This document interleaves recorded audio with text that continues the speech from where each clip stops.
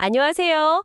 오늘은 꽤 오랫동안 한 20년 정도 잘 알려진 해외 유아용품 브랜드를 국내에 들여와서 키워온 중소기업 이야기를 좀 해볼까 합니다. 아, 그 이탈리아 치코나 독일 산호산 같은 브랜드 말씀이시죠? 네, 맞아요. 그런 브랜드를 성공적으로 유통시키면서 꽤 탄탄해 보였는데 결국 그 코로나19라는 예상치 못한 파도를 넘지 못하고 파산까지 갔다고 하더라고요. 네, 그렇죠. 오늘 저희가 살펴볼 자료가 바로 이 과정을 변호사님이 직접 설명하는 실제 법인 파산 사례 분석 영상 기록인데요. 아, 실제 사례군요. 네, 그래서 이 자료를 가지고 20년이나 된 회사가 어떻게 문을 닫게 됐는지 그 속사정을 한번 깊이 들여다보려고 합니다. 좋습니다. 단순히 사건만 쭉 나열하는 게 아니라 그 재무제표 숫자 뒤에 숨겨진 이야기들, 또 뭐 외부 환경 변화가 기업에 어떤 영향을 미쳤는지 이런 걸 좀 집중적으로 파헤쳐 보면 좋겠네요. 맞아. 그리고 이게 왜 지금 이 얘기를 듣고 계신 당신에게도 의미가 있을 수 있는지 그것도 한번 같이 짚어보죠. 네, 그럼 시작해 볼까요? 이 회사가 2002년에 자본금 1억으로 시작했군요. 네, 도소매랑 무역업이 목적이었고 주로 화장품이나 유아용품 수입 유통을 했죠. 앞서 말씀하신 치코, 산호산 같은 유명 브랜드를 국내에 처음 들여와서 안착시켰고 나중에는 여성 화장품, 건강식품까지 사업을 넓혔다고 하니 사업 수완이 상당했던 것 같아요. 그렇죠. 자본금도 나중엔 2억 1,300만 원까지 늘렸고요. 거래처도 보니까 뭐 이마트, 롯데마트 같은 대형마트는 기본이고 네, 온라인 쇼핑몰도 쿠팡, 카카오 포함해서 한 30곳 넘었고요. 대리점도 30곳 이상. 심지어 대만이랑 일본에도 수출을 했다고요? 네, 두 곳에요. 매입처는 주로 해외 본사나 국내 화장품 제조업체들이었고요. 그러니까 겉으로 보기에는 정말 안정적인 사업 구조를 갖춘 회사였죠. 네, 정말 겉보기엔 탄탄한 중소기업이었는데 근데 이제 자료를 좀 더 보니까 파산 직전 재무 상태는 약간 다른 이야기를 하고 있더라고요. 아, 그 장부상 자산이랑 부채 부분 말씀이시죠? 네, 장부상 자산이 약 65억 6천만 원, 근데 부채는 약 28억. 숫자만 보면 자산이 훨씬 많아서 당장 망할 회사는 아닌 것 같은데요. 바로 그 지점입니다. 그게 변호사님 설명에 따르면 법인 파산 사건에서는 장부상 자산 가치랑 실제 현금화할 수 있는 가치가 크게 다른 경우가 아주 흔하대요. 아, 그래요? 왜 그런 거죠? 뭐 영업상 필요 때문에 혹은 대출을 잘 받으려고 좀 부풀려지는 경우가 많다는 거죠.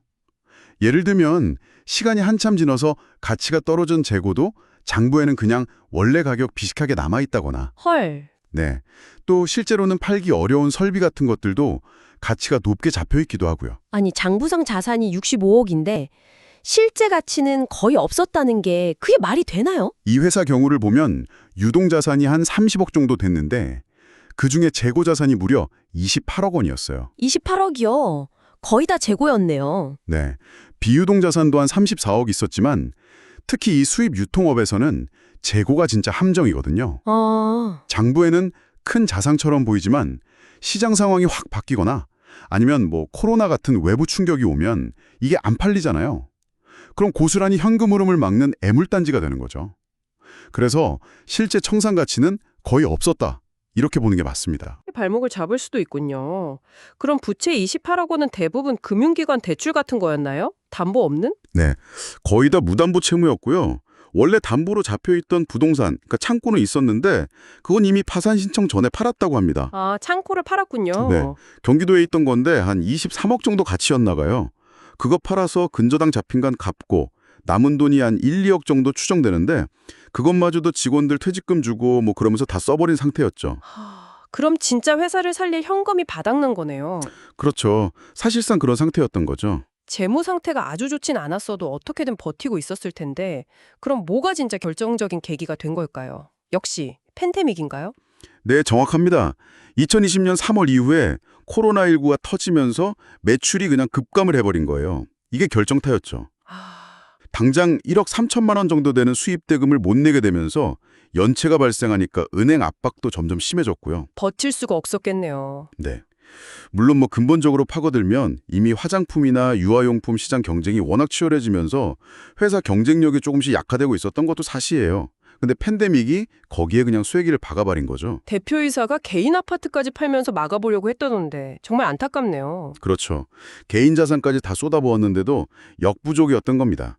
개인적으로도 타격이 엄청 났겠죠. 그럼 과정은 어떻게 됐나요? 결국 2020년 8월쯤에 더 이상 빚을 갚을 능력이 안 되는 상태, 이걸 이제 지급정지 상태라고 하는데 거기에 이르러서 법인 파산을 신청하게 된 겁니다. 파산 절차는 오래 걸렸나요? 이 경우는 뭐 정리할 자산이 복잡하지 않아서 그랬는지 비교적 빨리 한 1년 정도 만에 파산 절차가 종결되었다고 해요. 결과적으로 회사는 이제 법적으로 완전히 사라진 거고 대표이사는 개인 파산을 또 신청해서 면책 결정을 받았군요. 네. 법인 파산이란 별개로 진행해서 면책을 받았으니까 법적인 책임에서는 벗어난 셈이죠. 재기의 발판은 마련된 거고요. 참, 20년 공들인 회사가 이렇게 사라지다니 이 사례가 우리에게 주는 시사점이 좀 있을 것 같습니다. 네, 분명히 있죠. 첫째는 역시 재무제표 숫자 너머에 있는 기업의 진짜 가치를 봐야 한다는 것. 특히 그 재고 자산의 위험성, 절대 간과하면 안 된다는 점이고요. 네, 재고 관리 정말 중요하네요. 둘째는 아무리 오래된 기업이라도 시장 환경이 변하고 또 예상치 못한 외부 충격, 뭐 팬데믹 같은 거 앞에서는 정말 순식간에 무너질 수도 있다는 현실이죠. 그렇죠. 영원한 건 없으니까요. 마지막으로는 법인 파산으로 회사는 사라지지만 대표 개인은 또 별도의 파산이나 면책 절차를 통해서 다시 시작할 기회를 얻을 수도 있다는 점, 이것도 기억해 둘 만하죠. 네, 이게 단순히 한 기업이 망했다 이런 이야기가 아니라 사업을 하거나 혹은 뭐 투자를 고려하거나 특정 산업 동향을 파악하려고 할 때 우리가 뭘 더 깊이 들여다봐야 하는지를 알려주는 아주 생생한 교훈인 것 같습니다. 겉으로 보이는 게 전부가 아니라는 거요. 맞습니다. 특히 20년간 정말 모든 걸 바쳐서 일구온 사업을 다 잃었는데 그래도 법적으로는 다시 시작할 수 있게 된 그 대표의 상황, 이게 참 여러 가지 생각을 하게 만들죠. 그러게요. 과연 그 대표는 이 쓰라리 실패 경험을 자산으로 삼아서 이 치열한 경쟁 환경 속에서 다시 한번 성공 스토리를 쓸 수 있을까요? 실패 후에 다시 도전한다는 것의 무게, 그 의미에 대해서 당신은 어떻게 생각하시나요?